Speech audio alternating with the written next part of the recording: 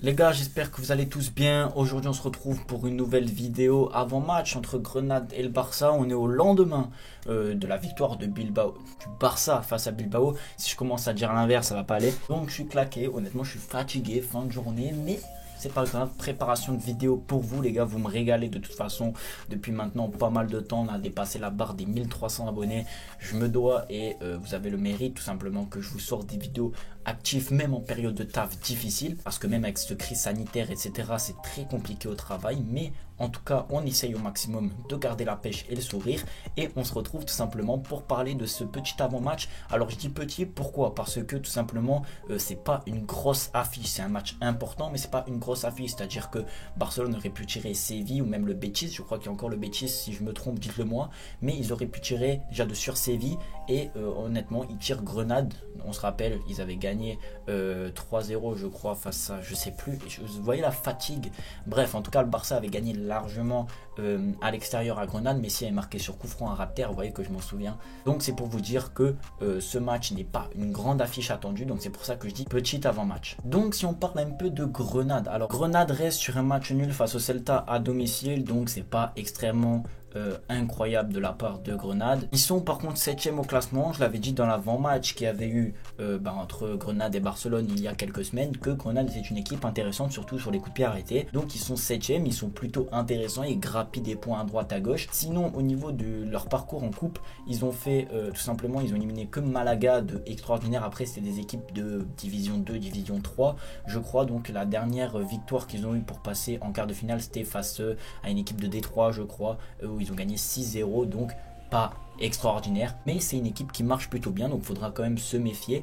Moi je dis que ça va pas être un match facile. Pourquoi? Parce que cette équipe là, ça reste quand même une petite équipe de Liga, donc certes c'est une équipe qui joue au ballon, mais une petite équipe, et les petites équipes ont besoin de sous. On sait, dans cette période compliquée, cette pandémie de Covid-19 là, qui nous casse la tête d'ailleurs, j'en ai marre, et ben il y a énormément de sous en jeu. Même quand tu passes un tour tu gagnes des sous, donc Grenade va essayer d'aller au maximum, le plus loin possible, pour gagner le plus de sous possible tout simplement, tandis que le Barça aussi, parce qu'ils sont en dette. Donc s'ils vont gagner la finale, donc qui sont les grands favoris, ils auront voilà un bon petit pactole pour pouvoir rembourser leurs dettes et payer le salaire de Messi, qui d'ailleurs, je vous le dis, bon je reviendrai peut-être un petit peu plus tard, je sais pas si je tournerai une vidéo, j'attends comment ça va évoluer la chose, mais Messi mérite son salaire, voilà.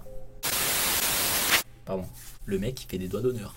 Donc voilà pour l'état des lieux de Grenade. Tant qu'au FC Barcelone, on le sait, ils sont sur une bonne série à l'extérieur. Ils sont très très bons à l'extérieur. On pensait que voilà, vu qu'ils allaient faire énormément de matchs à l'extérieur, qu'ils allaient peut-être voilà, perdre des points en route. Au final, non, ils perdent pas de points. Ils sont au max et au top. J'ai vu une équipe naître de Barcelone, une équipe, un groupe prendre vie, un groupe franchement avec de la bonne humeur, de l'envie, voilà, de la connexion. On l'a vu Griezmann sur son but, où voilà, il dit allez venez les gars, genre à un moment on est une équipe, tu vois. Donc il dit ça, et honnêtement je trouve ça incroyable que le Barça a su se métamorphoser depuis le début de saison. C'était pas du tout ça en début de saison, donc on aura besoin de cet état d'esprit face à des matchs compliqués comme ça. Il faudra s'appuyer sur ça et sur la qualité technique globale du Barça. Voilà, marquer des buts, ça je vous fais pas le topo, vous connaissez. Au niveau de la composition, je pense que vous attendez tous. Je pense, et j'ai envie honnêtement que Koeman fasse tourner, mais garde quand même une équipe très compétitive, parce que c'est un match à gagner. Je vous le rappelle, si Barcelone gagne face à Grenade, ils vont directement en demi-finale, et demi-finale c'est match aller-retour, donc plus de chances pour le Barça de se qualifier. Il faudra tout simplement gagner ce match, et pour gagner des matchs, il faut avoir une équipe compétitive. Donc au goal, Ter Stegen, je vais vous expliquer pourquoi. Vous savez que Neto joue les matchs de coupe. Pour moi, Ter Stegen doit jouer tout simplement parce que c'est un match élimination directe. On ne prend pas de risque, on met Ter Stegen, même si Neto fait le taf.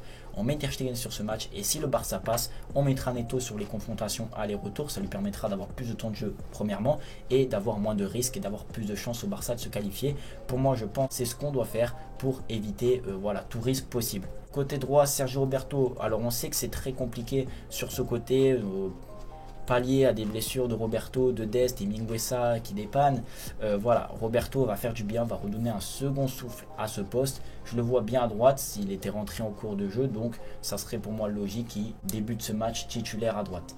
En défense centrale, vous allez peut-être me crier dessus, pour moi c'est Umtiti et l'anglais, j'ai envie de voir les deux français, Alajo au repos, retour du Rock dimanche face au Betis, gros match. Donc pour le moment, l'anglais et Umtiti, ça va lui permettre de reprendre son temps de jeu, de reprendre un petit peu au niveau physique, et à l'anglais de reprendre confiance en lui tout simplement, et montrer que voilà, il peut assurer en défense centrale face à Grenade. Franchement, ça serait pas incroyable si il fait un match de fou, mais il doit remonter la pente et voilà, montrer que c'est quand même un top défenseur.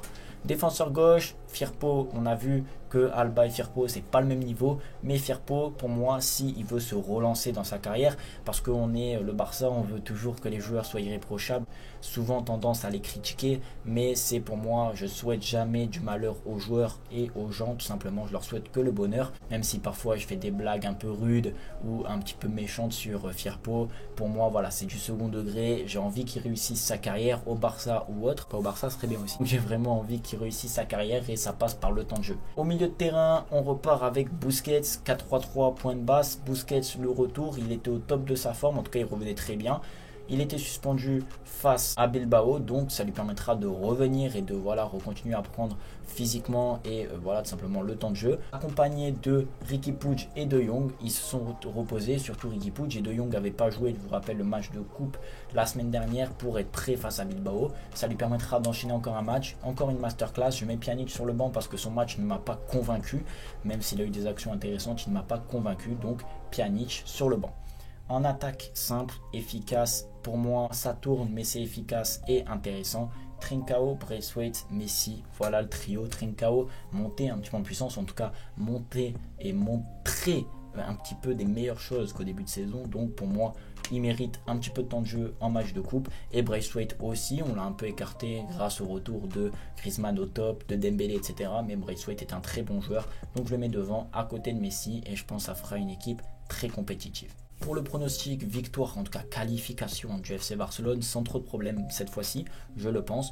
Et on le sait, le Barça doit absolument se qualifier. C'est la seule option possible pour gagner un titre. La Ligue des Champions va être très difficile à aller chercher. Aller chercher déjà le PSG, ce sera pas simple. Donc aller chercher la finale, aller la gagner, ça me paraît quand même très loin et vraiment au bout du monde. Donc c'est voilà, la Coupe du Roi qu'il faut se positionner dessus, prendre tous les risques possibles pour la gagner et ne pas faire une saison blanche. So, les gars, j'espère que la vidéo vous aura plu. N'hésitez pas à vous abonner, à commenter encore et à partager la vidéo. Je vous dis à la prochaine, prenez soin de vous. Ciao la mif, bye bye.